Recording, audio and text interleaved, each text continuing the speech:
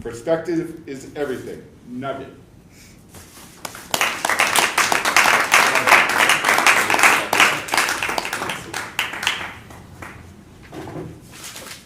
I agree.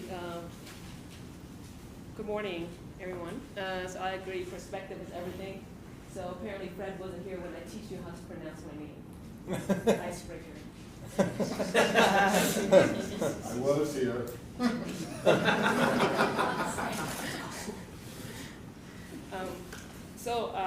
I really enjoy this quote from Wayne Dyer. He said that if you change the way you look at things, the things you look at change. Back in January of this year, 2016, I was able to attend this outreach program with the Art of the Specific, where we go to El Salvador, and we would split in group of 3 with about, like, I think at least 30 doctors, and it's a mixture of doctors and students there. And we would get to go and work with the El Salvadoran people, and they are super sweet. I was very fortunate to be able to get to work in the orphanage. It was my first time at the orphanage. And so my friend, so it was me, Jason, and Lola, so the 3 of us was working, and that's the only site that my mentor had to go as well, because these kids majority of them are suffering from neurological type of condition, such as cerebral palsy, Down syndrome. So most of them are in a wheelchair for almost 24-hour days, 7 days a week, and they are left by their parent because they couldn't take care of them or don't understand how to take care of kids with disabilities. So they were left there, so the church take them in and take care of them. And so this is like the first time I have to make, so most of the time I'm working with people who are very, not that to that point of type of limitation. Because like the way we do our adjustments, they have to kneel and rotate. And so imagine if you're sitting in a wheelchair for 24 hours, like your muscles all contracted. So to get you to that position is super painful. And you having them screaming at you, and 2 people holding them down, and then 1 person has to hold their head down. And then so I was like doing this whole dancing thing to try to catch them. And my mentor was like, Nugget, just go. I was like, what? Like, how are you supposed to adjust in such a, like, this kind of situation? And he's like, our mentor is like, just focus on the adjustment and don't focus on trying to hold them down or anything. That's other people's job. So you have to zone in and just do what you are meant to do and what you are doing best at. So then that's what I was focusing on. So in this type of like chaotic situation, you have to be able to find some type of inner peace. And you have to calm yourself down and just zone in. And after I make the adjustment, they were like calm, like down, like it's. And the nurse would tell us that after most of the adjustment, the kids were able to use less drugs and they are way calmer. Well, I can't say the same for my friend Justin because, not Justin, Jason.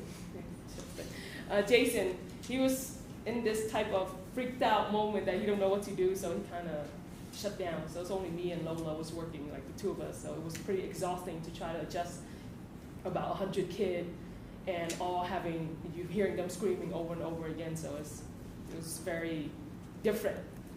And so, but Lola can handle it because she's been there before. So that's why my mentor put us in a mixture of that. So she also came prepared with like stickers. So at the end, when after we're done adjusting the kid, she gave them a sticker. And these kids, I have to say, it's the most beautiful, genuine smile I have ever seen on anyone. And so after we finished with our adjustment, checking everybody, we went back to the hotel and we have our little huddle. And then, so basically we have to work on what is it that we can improve on and how we can make tomorrow flow better. And then so Jason was just sitting there, he can't really comprehend, he's like out in like space somewhere. And so it was only Lola and I was having our chat. And then I asked him, I was like, hey Jason, what is your definition of happiness? How do you really see happiness? Is it like, do you have to have like a really loving family, a nice house, a great career, a family, kid, like a whole list, and then you go down that checklist, you have to make sure you have all of that on your checklist in order before you can even define yourself as that's happiness. So I told him, I said, oftentimes we have this story of how life's supposed to be. So when you feel anything other than love, like anxiety, depression, anger, upset, is when your fantasy doesn't match with your reality. So you're having this unrealistic expectation of reality.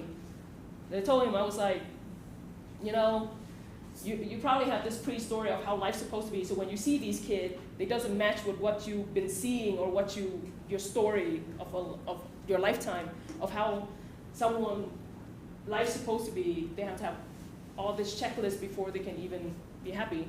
I say, why don't tomorrow, I challenge you to go back there, and instead of pre-story of how happiness is supposed to be, let the kid unfold their story to you. Let them tell the story, their own story from their perspective of how happiness is supposed to be.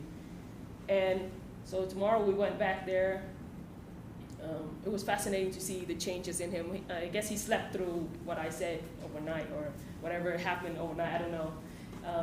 He was able to enjoy and have fun with these kids, and they was laughing. So it's like, it's fascinating to see how, for us, we need so much more to be happy. Because I asked him also, I say, hey, Jason, can you really, Jason, right? Oh yeah, that's his name, Jason. Because can you really be happy with just a sticker? So the question is, are you living life to the fullest, or are they living life to the fullest? So then he was like pondering about it when he was there, and he was helping these kids and enjoy their presence and just let them show him around. They was like, they're fun. So they're like little kids, even if so their mental status will never really grow. So they live in simplicity for like basically their entire life. But sometimes I think it's like, instead of we keep on wanting to write other people's story or life story of how it's supposed to be, we can be a silent observer. And I love it, Jason, at the end he's saying, Nugget, maybe I can learn to be happy with just a sticker. Thank you.